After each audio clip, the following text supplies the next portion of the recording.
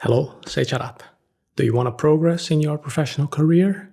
In this case, knowing how to speak with assertiveness and confidence is as important as dominating the technical part of your work. Speaking with assertiveness is an ability like any other, an ability that can be learned. The most practical and simple is for you to train talking to yourself by the mirror, or better yet, filming selfie videos. You can leave your phone on the table and then film yourself speaking for a couple of minutes, and then watch your own video to identify what you need to improve. Obviously, only doing this training by yourself is not enough. You will need to consciously apply this training in real situations. This is the training and game technique that I'm going to be telling you about today. But before explaining about the training and game technique, we will first understand what are the advantages of assertiveness. A lot of people think that to evolve in their career, they just need to be a good professional. And indeed, it's important to be a technical professional, to be in better positions, to acquire more clients, to earn more money. However, only being technically good is not enough. You also need to learn how to communicate with assertiveness and confidence. Showing what you know is almost as important as knowing what you know. Imagine that you were called by your boss to a meeting, and the company where you work wants to listen to your ideas. They want to get to know your skills and, who knows, even give you a promotion. And then comes the time for the meeting to start, and then you begin speaking like this. So I think that for the company to improve, maybe we have to, who knows, do something, changing some procedures.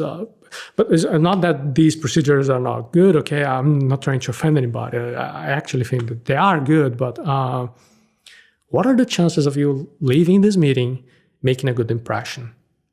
Even if you're an excellent professional, you don't know how to show that to your bosses, you don't know how to present your ideas, to defend your arguments, to make your proposals. And that is why the way you speak is so important. It is not enough for you to master the technical part of your job. You also have to show what you know.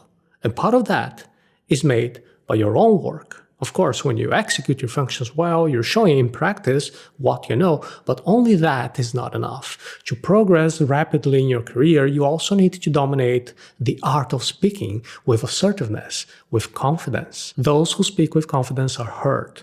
An idea presented assertively is much more likely to win an argument. The debate between form and content is very old.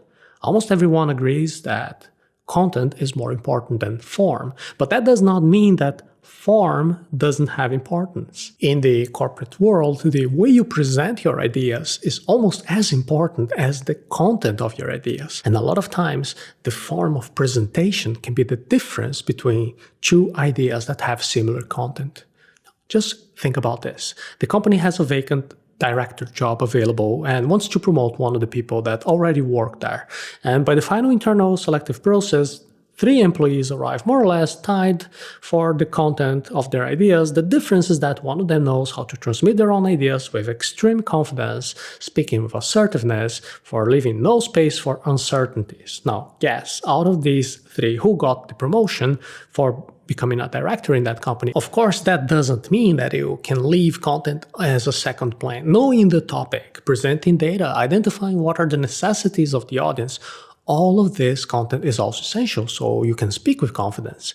But even if you dominate the whole content part, you will still need to train your speaking skills. Assertiveness is not a natural gift. Speaking with confidence is a skill that can be trained. There is a myth that you're either born a good speaker or you are condemned to spend your whole life without knowing how to speak with confidence, and that is not true. It may be that some people might be naturally a little bit better at communication, but the truth is that speaking with confidence is a skill. And like any other skill, it can be trained, it can be improved, it can be developed with the right techniques. The first step you need to take to speak with confidence is making a conscious and deliberate decision if you want to improve your assertiveness. You can face it as a training, where you will start at a certain baseline and you're going to be evolving to higher levels as you learn some of the techniques, studying the subject, and mainly practicing speaking with assertiveness. Some techniques are very simple. For example, you should speak in a firm voice tone. You should maintain a good posture. You should look at people's eyes when you're talking to them. The assertiveness doesn't come only from your speaking, but from all your body expression. That is why it is so important to behave well, to gesticulate, to sometimes even walk in the presentation space to show how you dominate the situation. Other techniques can seem counterintuitive to those that never studied public speaking. For example, to transmit confidence, you need to talk slower and leave silent spaces for the audience to reflect. You can see anyone who doesn't speak with confidence ends up speaking very quickly, as if they wanted to get rid of that burden and finish the presentation right away. And the nervous person speaks all the time. They don't let the audience have any time to reflect. They fill all the empty spaces with vocalizations like, switch study and practice sessions to a cycle of continuous improvement. In a short time of training, you learn to speak with assertiveness and confidence. The best tactic for you to learn to speak with confidence is the training and game tactic. You study a little bit, you practice a little. You go back to study and then you practice. And so you maintain a cycle of continuous improvement. There are various oratory, assertiveness, and self-confidence techniques. If you try to learn all of them at the same time, you can end up paralyzed by the excessive number of options. Therefore, it is best that you study only one technique through a book or even through the internet, and then you practice that technique. Almost no one is going to have a job that requires constant practice to speak in public, so your game will have to be simulated. After you've studied a certain technique, you have to make a presentation at home or even by yourself, and in this presentation you try to speak using the technique that you just studied.